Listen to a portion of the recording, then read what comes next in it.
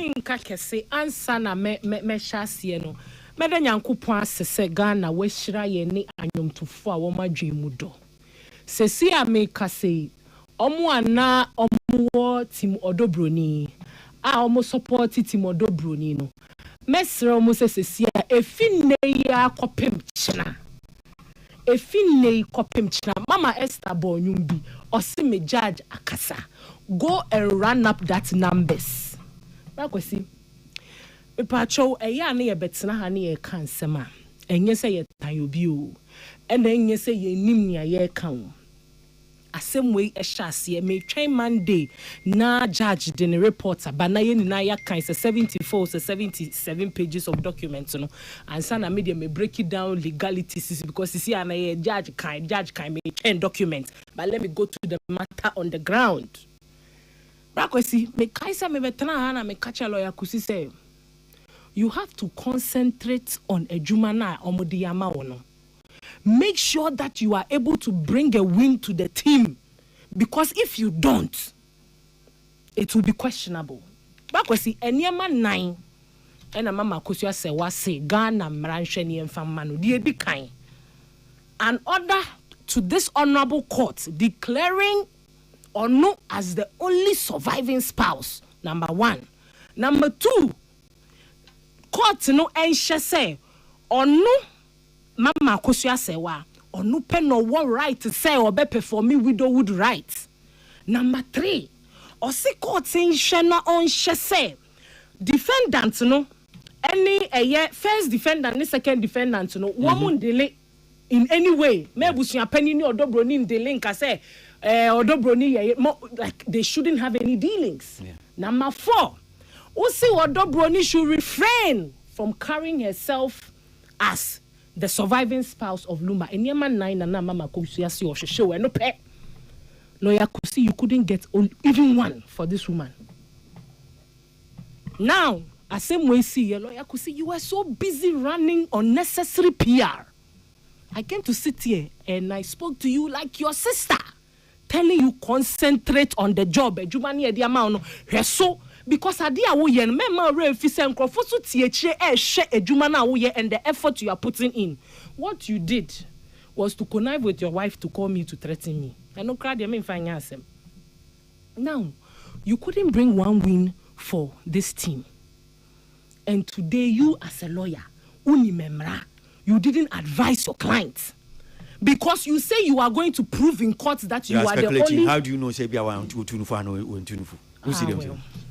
One to me, and also could prove it, say we are the legal wife. One of the first things, the most imperative document is what? Your certificate of marriage. Me can send me with UTV. Ghana fan tiase ye chamada pa. Me obi aye me ase mafunu me you don't pay mafunu atutoyi. Me hwehwe Dr. Bright ama wa me liposuction no. Bakwesi me say law is paper, life is reality. This was the statement I made. Councillor Lutro disagreed with me. What I meant by that statement is that when we go to court, any sentimental, any emotions, so any paper, what can you prove?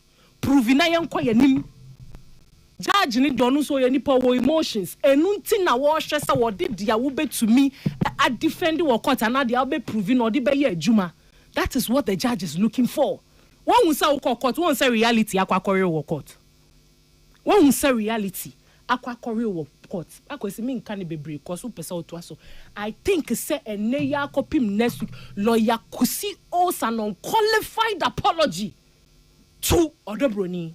Number 1, because you boldly hit your chest, went about on UTV and on social media platforms calling her a side chick. You even went as far to assume that Obikra to me de Bedianko Emma Obi Kunu Manidi. You called her a slave queen, called her a side chick. You owe the woman an unqualified apology. Number 2, he needs to apologize to Ebusia Penny Kofi Wusu. You made it look like this man has no locus in the family. Just like, as I said, you are more brebia. Some of the words that lawyer Kusi used on Ebusia Penny. And then say it was so it was so only Ebusia Penny court as you. me kai so Oheneba ka wo UTV say eduru kuna na ebusua na behwe ahwe ent asetena wo yiri ni okunu tena ye ne yakase wo ubeye kuna wo nyekuna sa na ye kan ye. You owe him an apology, and also he owes Honorable Collins an apology. What can I say, media? Me for win fan tato man. The interview again or year after, back up your kind more kakrane said. And I think that the so-called team legal wise for be or my dream. When you point things to them, Papa interview no me because the brain TV I'm in born interview no or say interview and Busana said na. This here, yeah, Mobeko appeal. Into a year, no. I see old Abby, appeal there, fa a year no. Into a year, no, met me a coswire. Now, CCR a property because in case some movie near is about property. So now it's shifted though from now, the legal wife to property. Now, like you see, is now preparing their minds, telling them, say, oh, CCR dear a Japadia check. And since our baba, you remove me, you know, still they have to fight for the appeal. And yes, sir, although Bruni Suba Beji Japadian be. Say Japadian, yes, will. It's not now, whether will or no will. She's an Omoya Yirinum, you know. Enti Umpo, Seluma Nyawela, interstate succession law will take place. And the wives, they will choose. The children, they will choose. Although Bruni Nemania says, they will choose. Before Ebushan for Ababe Duamuso, you understand? This thing, when I'm saying it will be beneficial, okay, oh, any other way, but this is the reality. You can't So now the lawyer is telling them the interview or say now it's about property sharing. so now it's no more about. Now it's no more about. It is not about the kunalization. Now it's no more about say me penny the surviving spouse. No, it's now about it's no more about say. But that has been the intention. Can you change the topic? And can you change something when you are going to appeal? Oh, let me finish my submission. Me pacho, me pese etu lawyer Kusi, with all respect to say, he owes Honorable Collins an apology. Because the very first interview Honorable Collins granted here on Peace FM, he said, say, Adi amoma ye kuhi, ebanu kuna kra, ebusuya nebe ditemio, lawyer ne kache say he doesn't know what, he was very rude to the man. These 3 people, he needs to apologize to them. And Mesre, I don't know how Ebusian Penny is feeling. Minim Ebusian Penny oh, you are, as usual. My lawyers who are listening said, the law... The law is the law. Well, see, the law gives more protection to children than adult children. Are you? Into your background, senior kasa me lawyer kasa me judge.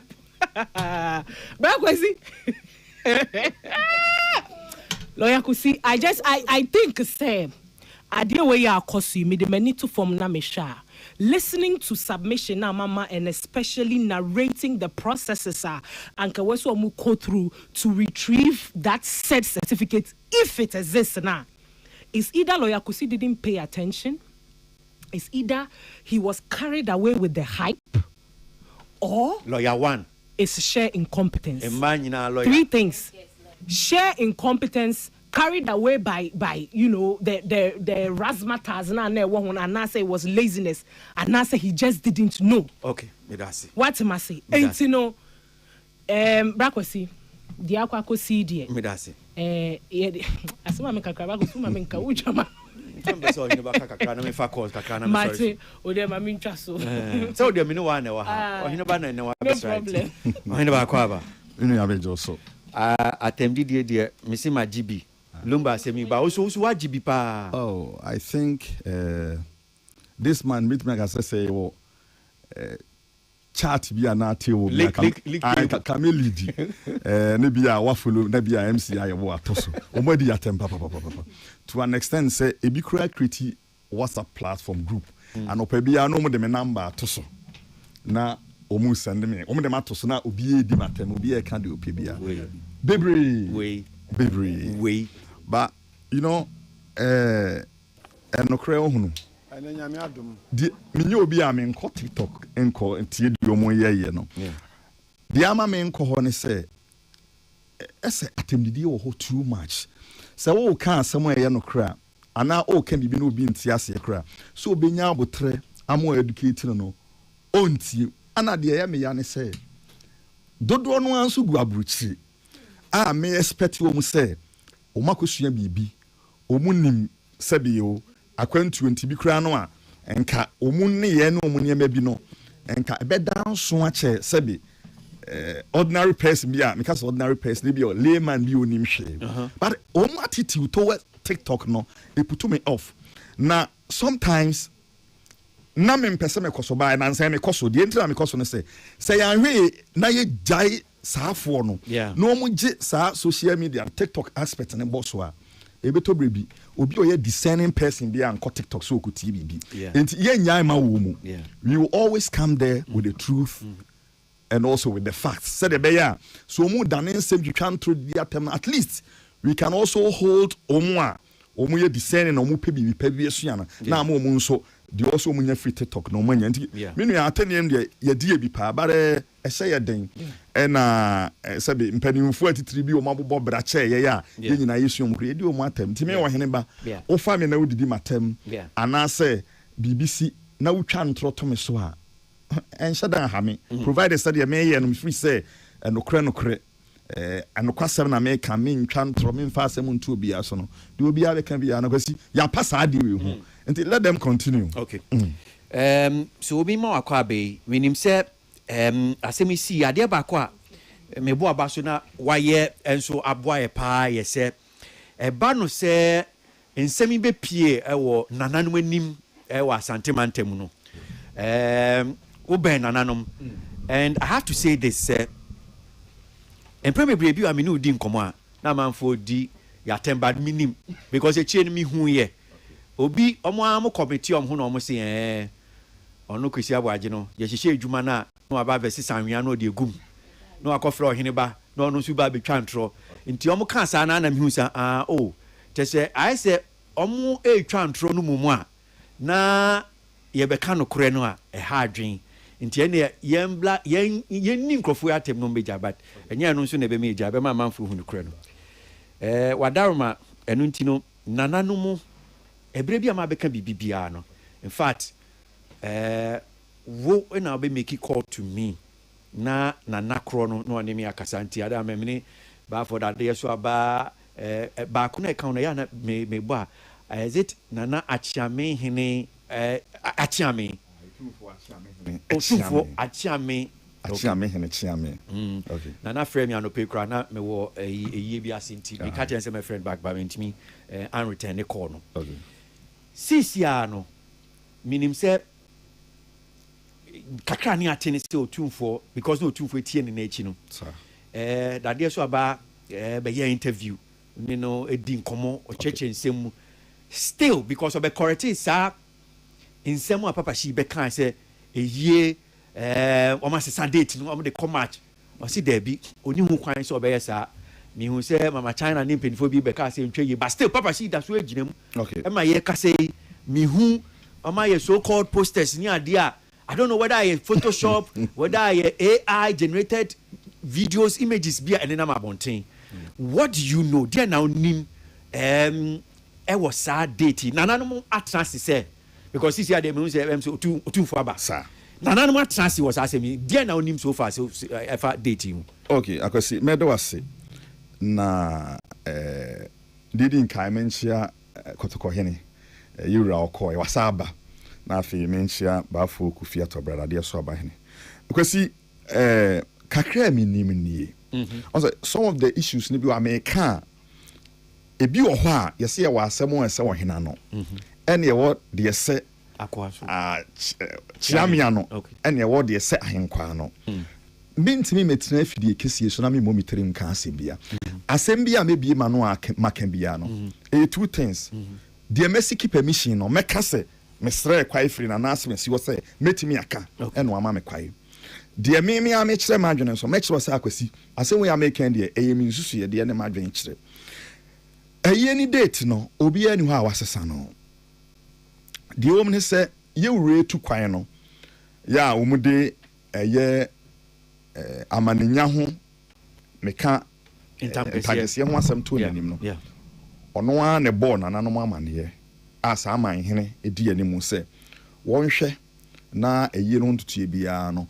ɔmonyɛ deɛ sɛfata na nhyɛ Lumba animonyam to ɔde ma Jase Fikue no ɛkyerɛ wɔn asumsɛm kwan a wɔn mfa so a nhyɛ ne nyina ɔmonyɛ no saa amanhene baeɛ no ɔne ne Fikue no nyinaa na bɛtena aseɛ obiara was there including oyi nananom bi free ankɔbea Fikuum eyi bi free sɛbe oyi bi free ankɔbea mu ɛde bɛka sɛbe Jasefoɔ ne ho ɛna oyi na Kyeame mmienu Kyeame Kwakus ne Kyeame Kantankranchi so ɔmo so ntena ase ne bi ɔmo tena ase no the arrangement was say the way nneɛma no si kɔ no ɔmo bɛ sɛ ɔmo bam na sɛ de Lumba asi agye dini wɔ Ghana ɛne ne nnwuma power yɛ no sɛ bi ɔmo nhwɛ sɛ animguaseɛ ɛbɛba na animguaseɛ ne dɔɔso nti ɔmo hyɛ sɛ ɛyie no ɔmo de na awɔtwe ba bɛka ho na awɔtwe no ɔmo de ka bɛka ho ɛyɛ based on Santehena kwantu a na wɔtu ɛna nananom yɛ calculation ɔmo sɛ okay yɛwura tu kwae a ɔbɛba da sei ɔba waba this week ɔba this ɔba nano was it Friday a waba yi sorry about Thursday Friday unyane nse no Saturday unyane nse no Sunday unyane nse no it's obenya no a free Monday Tuesday Wednesday ena bia o metimi akose na yie no na officially yense na yie no so a difficult say amamre kwan so bia be come ampanyin won mpanimfo akɔbu mama ne enti o mu calculate ye na say e was at least ye say na etimi nya be 2 weeks ewe animu de yesa other arrangements ni nyina enti nananom nim die mu ene nkomo ana akoso no enom de 1 week eto initial date ana abusu apanyin de atodwa no yona enye se date na abusu apanyin hyeye no nanka ha wo mu because abusu apanyin no ye yi no ono na abusuanom honhom ne honam fam nyina no omudi wo mutumi ama no enti ogina ho a ogina brane enti sabe se mo kɔ yewura kora ani mu a enye mampanimfo na ekɔ enye abusua mi wo bibi che obi na ekɔ eye bia fekutire ohene oda abusua nim na abusua pagini pe na oye recognize what something so misro enti eya na te say bia bempoma ye chinchin mina menua wu menua bema you saying that it's not about mina menua bema and that form Charles na by about abusua panyin exactly ma me brempoma oni eye ni sutumi no kure wo no on say osini nua bema on say unua bema no dia wo de beba unua bema no ho eye ne ho nhihye bia no e ba abusua panyin no bia ye adesrede you see e was say ni party ase kunani Emma enuanom mudie nyina no mo hye abusua panyin ne yam enti modie bia mo de kunanim bia no amane kwan so ne amamre kwan so e ya adesrede you have to give reasonable reason enti wo se bia se abusua panyin no aye na adwene so obeye ne wo fa ase ana ne de hye na yi sei a de wo kan bia no e ya adesrede enye ehye so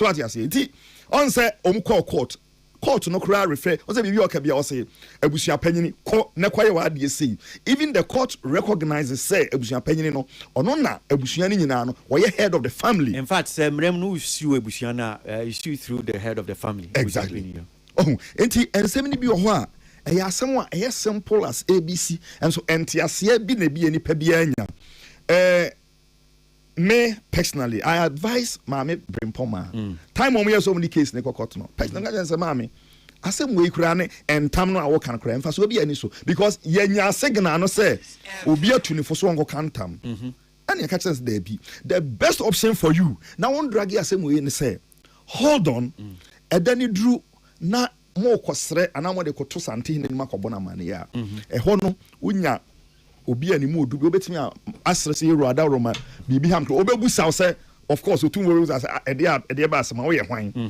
ubenyi opportunity na bi aka che yero ada roma e bia yayiye no busua panyin ne ya ye bia pinti bi ye pese date say bia busua panyin ti wada roma ye de tu anim na etire so na bia ka bi ma ye e ya de srede enye for say wo no unua ni Lumba kra na ubetimi akase edase na ye debi you can't bypass abusua panyin especially abra issue na bedru Santehene because Santehene don't deal with individuals within the family unim say niama mi no bi I don't know a hard drink but somehow me di yawo. Okay. The first thing has to do with nananomo share date ya again papa shi kruya. Okay. And me can say no no be say there be nya papa shi. Me say I think say kojukin ye nia ba ko na no me je chinyo me say nya papa shi. Because papa she kasa say akosi abrempoma mijina mama jina mijina ofa ya poku no abobo bodini sa. Okay. And I'm saying that some penifo nyina no omuntimi yi omhu mfim.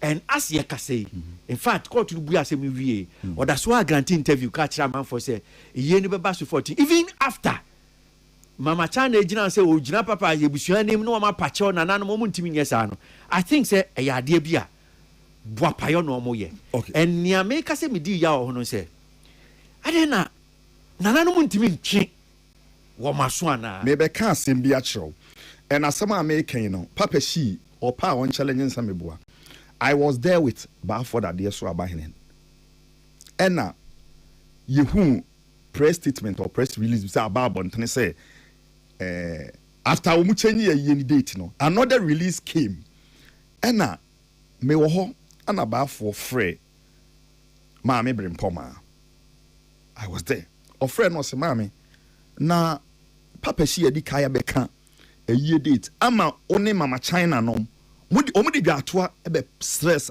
sebe dade so abane him kakra bi na na yese enye hwe ena omu frɛ papa shi ena otuwofo no kacha se ufri asantema mpon se ufri se kamampon hene ka committee ne ho a ena nka oba abonten se date no se ne ya ka be abonten se watwe mampon hena no awofom yenya ne sa ema papa shi e pa ache wo phone so se na we dem pa ache o sa kan se na we woni social media hype me wo ho no kan sa asem no enti okaya na ma yedin na say so social media goodie na wode na no ba bewuram enti wo no ese chew pa ne ba mu no ba afo twa so e na o ma ne won say onye bi da because ade na waye no yese wode akwaya ade bi a se wo ya na chi say o ese wo twe na no mo aba fom enti chew ba ba mu ne nyina dia no to mu bi now ade chi ya yehu another statement no ena na nasa frɛ mama China ene maame no maame brempoma say maame say ni say maame brempoma on point blank catch say papa she higher dodo me wo hobby and me can say me nsuro ena asam wo asi na asi okan o say papa she higher because that statement we or the bible ntin kra yenim ho hwe e wo manim mama brempoma na kan also onim ho hwe mama China said the same thing so also onim ho hwe and intentionally imagine them say papa she no and the church say no afubi and yeah no atwetwe because we contacted 5 people omudin wo sa statement na so obiaso onim ho hwe obiaso onim ho hwe and is it not say bia omunso omunim ho bi no mo because omunim ho ya dey no mo ka che onim me free say abusua no on say obi wo ho a yese obi wo papa no ha o ese omuhu say papa she papa but all how mu and they have problem with papa she pa they have problem with him but as a omo babo nti abi deny no na eyom de nti mama China de tori bi kra na buafu nti issue ni bi wasi was na gina so na wa frɛ papa she bi akomo papa she de na afi oh won akoma mra for de mebe fi me sa na oye ena odi create sa internal division no na o deepen in crisis no we busua nim but me free so omo ya aware but as to how omo fa bi omo pam no ena me nim the reason why nti omo hwɛ no oguso ye de oye no nti nsɛm ni bi wɔ hɔ a ɛyɛ nim sɛm a esi ya me nim a abusua no deny sɛ omo nim hwɛ ampa so ɛnyɛ omo deny ne nim ko a course bam ɛma ubekom no na papa shi na di ntiri mu ayɛ saa ne ma no me hu say after court you go so can say mebre and some more can na no say eni nine na eniti because aye no a o can say asasa date no yes asasa date bia they are waiting say from Monday up to Wednesday ombe pay date no mo bu tumfo amane so omo bu tumfo amane ya ono pe ene obetima ka say date no e bia busua no mo nsesa no ana bibi nti bia say apart from ono obia ni obetimi asan ye ni date ena one thing na ye nyina expect na ama issue na ye dinga kan se ni ehwe the court, the outcome of the court, no, because it makes me a impacts. Asem no so. Say court so that solve problem na we.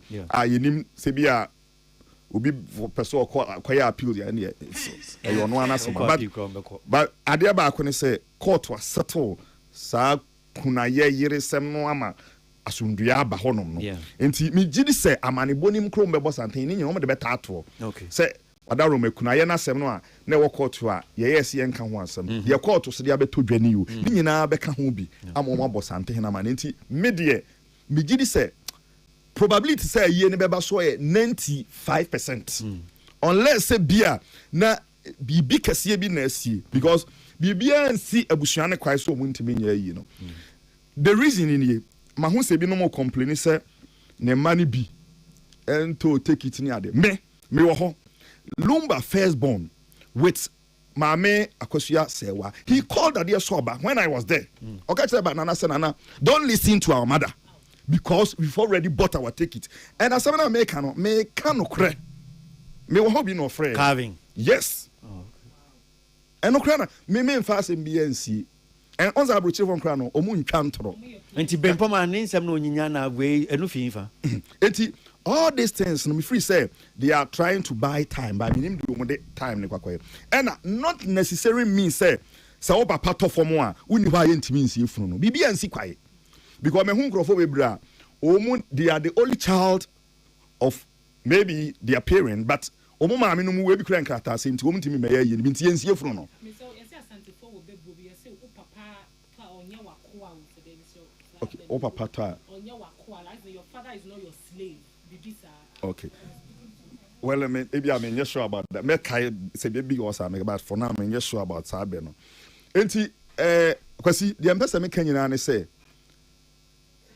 abusuya no betimi ayeye without a yere without a ma nemom one thing ne say omu bamu bia ense hwe ba omu nimu nso so a sebe ense hwe e wasante amamre because ayiye no enye ema no na eye abusuya no e na eye ayiye no nti so obi ka say enkwada no se omu ntimi ma ana say crying to mu take it it's because of that ninti you know yentimi nye ne saniema ne ma saniema we nyina no enye show o besra abusua na abusua ne te ase a ya ma okwaya moaye enti so obi aye poster foforo obi aye we be friend it doesn't change anything ma me be mpoma as we speak da bia wo de adesre de sibafo anim say na da roma on kemi man no say me nko ami ntimi mfa be pench nsesa ye ne de me ye twasa na ama me but o here kan there ne botai o pese sesa dating because of what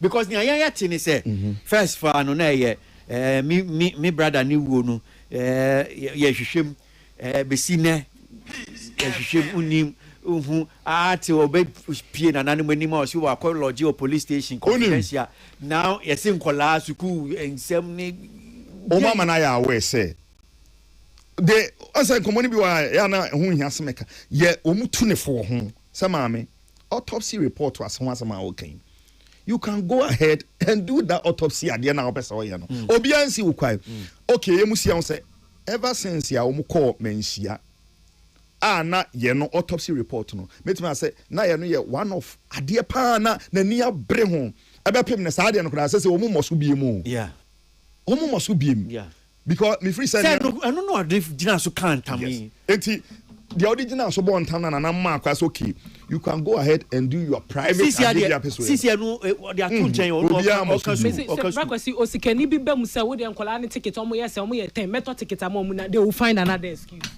They will find another excuse. I don't know why. Enti me free say on say kwan omo fa so mu abusua no dealing with Lumba you know areho and minim the interest cry as a fashion no especially Mame Bempoma I don't have any issue against her. Me pena sempa I respect her a lot. Mame Serwaa the same thing. Odobro the same thing but ese omu hia no omu kan ese akwa power struggling ese yenua versus ebusua but oye dia ya no wo hia ebusua panyine ni yem ana ebusua panyine confuse wo ne sa no oye nipa bia na sem kanya den bako na ni so ohye okena sem but okawie ya na efiri mu na sem ye hye say omuti ase no mu calm down no mu ne abusua panyin ni hia be free say easy say umbetimi akama asumdua ba entina issue no kwa court no me betna UTV can say efutu aba say ubetimi akokot akodi bem se kunani anase eyere but we are there akokot you will still come back to the family and you have to meet the head of the family because kunaye no what people don't seem to understand say enye obebia obeware bia no ukunu wu a uye kunani yani automatic but kunani is different from kunadie and kunaye no yani de eye family no ene ma wo kwaye no abeya akire wo mu anopa adwade da ho a efunu ne da won abusua panyini be yi apaye obeya amamere ye bepaja funu na to adaka mu a obeya amamere ye di funu no kwa amusie ya obeya amamere na wa separate owarefo no oni nipa no odaft ente oda ho no se be ma no wa separate mo se monya awalefo bi enti se woni abusua panyini wo problem a ono obeya amamere no ufiri se obo mpaye no a empaye papa be no obeba ama. That is why da bia no ye advise say ye better say even o ye counsel na ye lawyer na pass undua issue like this, you advise your client, say, no, let's go for out of court settlement because a boama soon be any you all try to Maria. Moreover, enkra beda Lumba any mama Serwaa entem. And the other now create unnecessary division. And if you are a good counsel, a court judge you create anymore, judge you are or shadi and to say Asem we monfan kofi na monko siesie. Otimi advise mo. By empempi na na wo kan be free say kakra menhunu ewo issue no say omo ama social media for no na influence wo munti decision bi o mbeteki bia no ese onu omo kanenti ase ya adwuma in the next 30 minutes no makofre one or two people bi a omo media no so no ma advice wo afa no ma ba with different plan bi kura na isa wo gyan asem no ho onte ase ana aye na ko ese the social media for bi beka no ye na ma me bi mpoma de ya adwuma nti bia ene woni na kasa ma me bi mpoma bi kura no court asem ni ntwa so ye ni asem no e wo fie ni ensiesie o si yo mate o ho next 2 days no aba na asem na me kan makodwene ho amasaba and answer no beka asem no ubehu a lot of publication e wo media no so a o mu beka se aha wo kina mbete ma me bre mpoma beba beka se ampa o beba beka asem kro no a so sometimes eya no ma ye din me say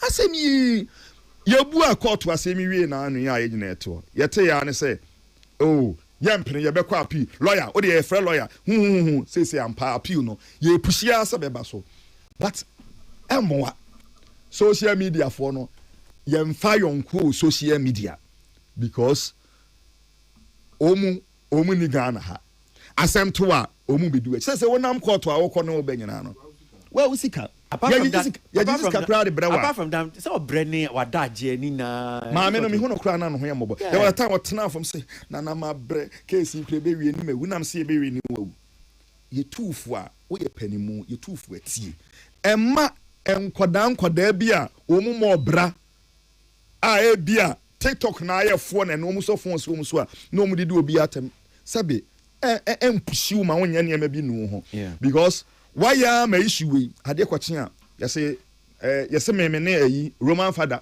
ya the $5,000 I say ho na ye cheche man himfo and $5,000 yeah yes sika 50 almost 60,000 sometimes meet now hwe okwasi dade aso aban ne himfo na omudi a bafo ubusa no 10 billion sesi ase onyama obenya ama onye obi oye hiani and then Craig Nase or no say months kasa na misu ayi nko ameko a month say na me we bet me de just $5,000 $6,000 edrumen obi a ono no otewa o 20 tickets etu kwai ekwaye shopping esaba and then sometimes meet na wana me story na say na yaka adomu nim se omu ni ha na wasi wo munti otowa na obi aka de ope bia na me kura sabe me ye young boy ya me didi omu na ase afi na me hu na brabo no $5,000 is ka be enye sika bia kwasi chi say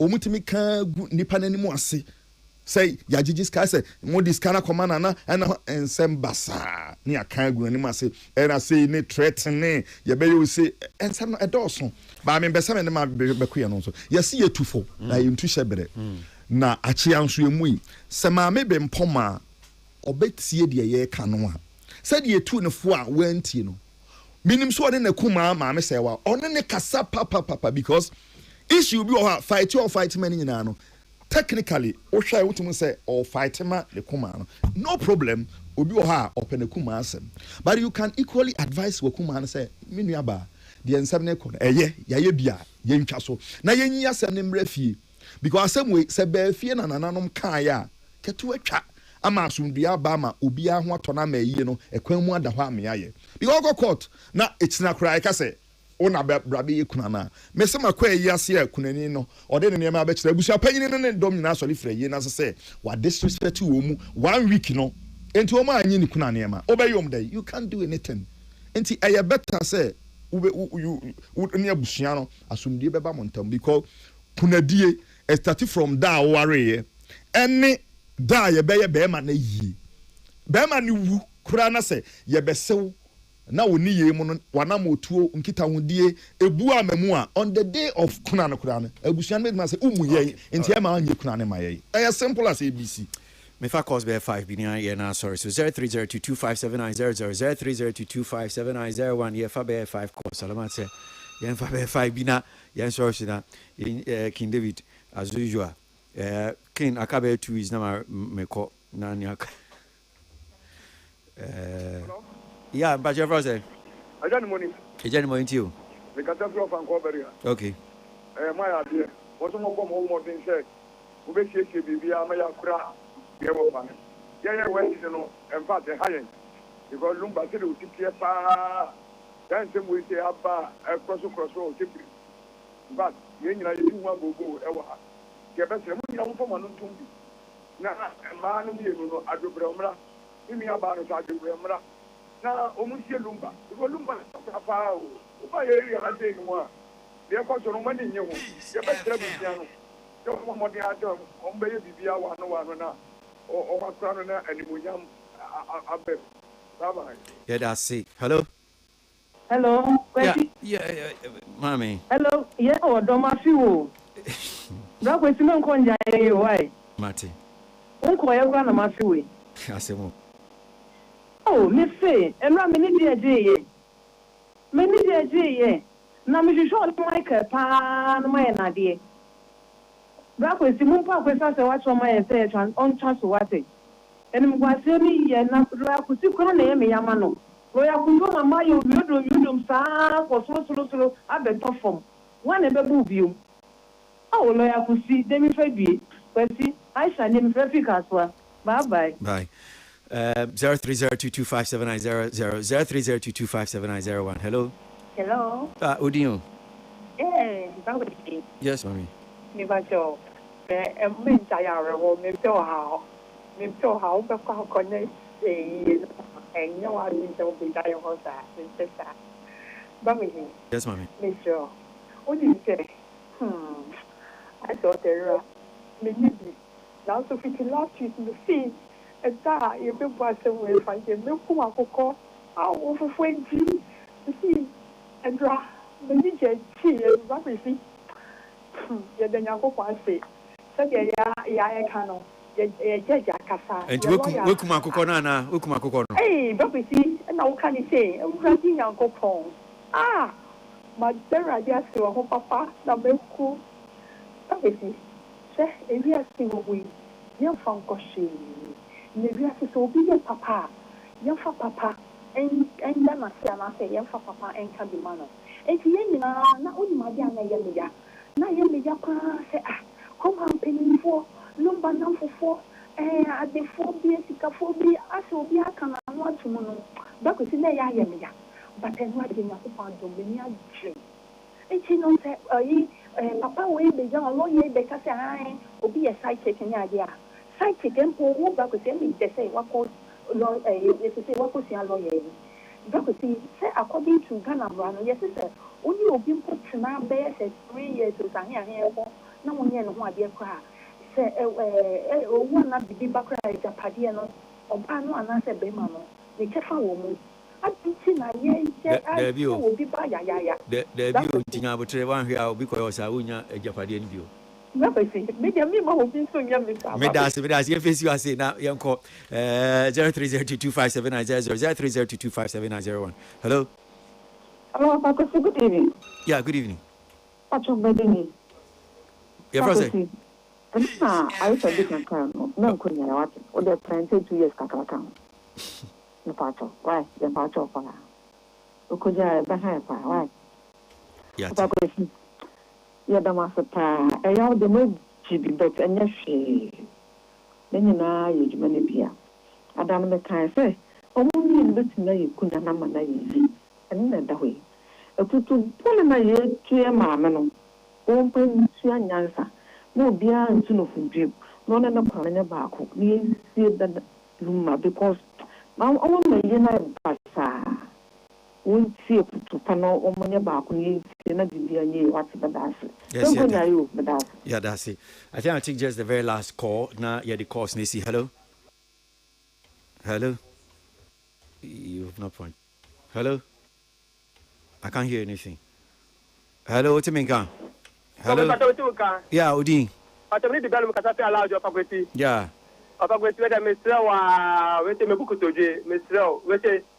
I feel like we're but we I feel no why. Next day, die ho. Or I miss throw. And could I see our publicity? And I bet you so. They come out them to our.